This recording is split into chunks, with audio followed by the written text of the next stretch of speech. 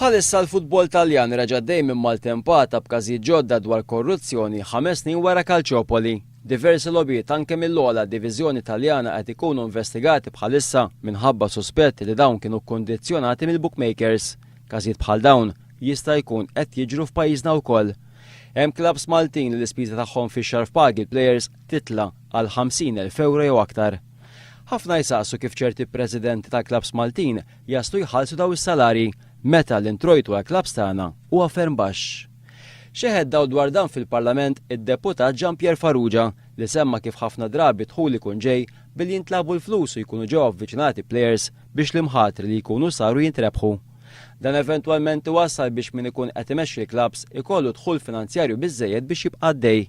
Jean-Pierre Farrugia qal li Malta żgħira u n-nies magħrufa u għandu jsir sforz biex ikun hawn kumpaniji ta' betting legali.